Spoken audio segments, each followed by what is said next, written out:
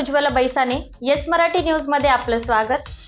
आता पाहूया एक स्पेशल रिपोर्ट। नांदगाव तालुक्यातील पिनाकेश्वर मंदिर परिसरात एकाचा खून, 24 तासात केले आरोपी जेरबंद। आपण काल दाखवलेल्या बातमीनुसार पिनाकेश्वर महादेव मंदिर परिसरात एक अनोळखी मृतदेह आढळून आला होता। त्या अनुषंगाने पोलिसांनी तपासाची चक्रे फिरवून 24 तासाच्या आत आरोपींना जेरबंद केले आहे। नांदगाव तालुक्यातील परधाडी घाटात 2 ते 3 महिन्यात एक मृतदेह सापडतो। कधी जळालेल्या अवस्थेत तर कधी कुजलेल्या अवस्थेत ही मालिका सुरूच असते। नांदगाव तालुक्यातील 4 जिल्ह्यातील प्रसिद्ध असलेले पिनाकेश्वर महादेव मंदिर जातेगाव येथील पोलीस पाटील यांच्या खबरीवरून मयत दीपक गोना सोनवणे हा मृत अवस्थेत पिनाकेश्वर मंदिर परिसरात आढळला। नांदगाव पोलीस निरीक्षक प्रीतम चौधरी यांच्या टीमने तात्कालीन चक्र फिरवत 24 तासात अमळनेर येथून आरोपींना ताब्यात घेण्यात आले।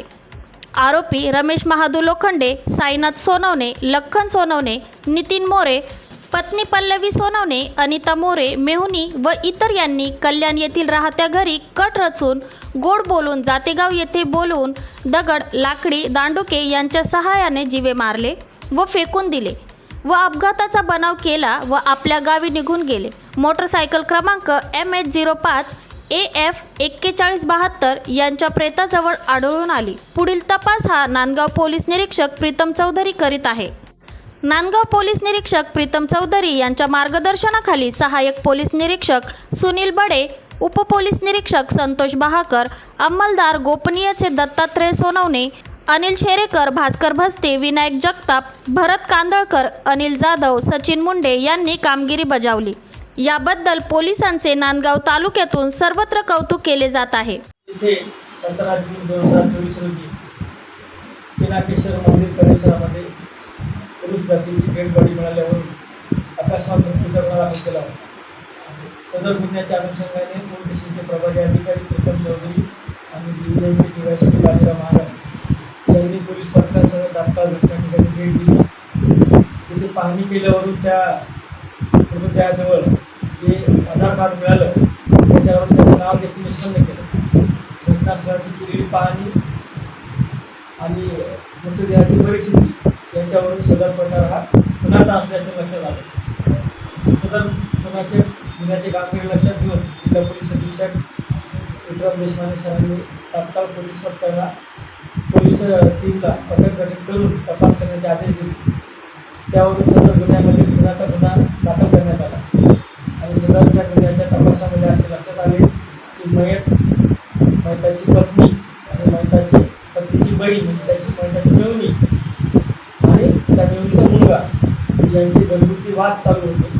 त्या वादातून या घरातील 3 आरोपितांना त्यांच्याकडून वारंवार त्रास होत होता।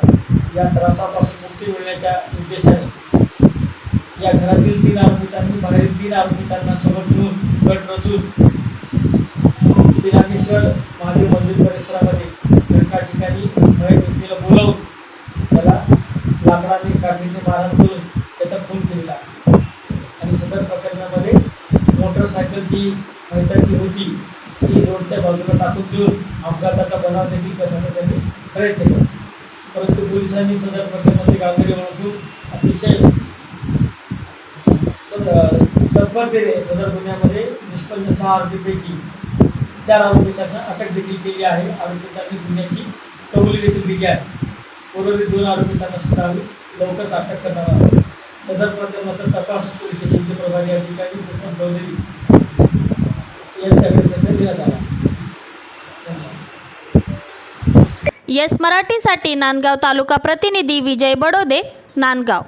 अशा प्रकारच्या ताज्या घडामोडींसाठी येस मराठी न्यूज YouTube चॅनलला लाईक करा, शेअर करा आणि सबस्क्राईब करा आणि बघत रहा येस मराठी न्यूज।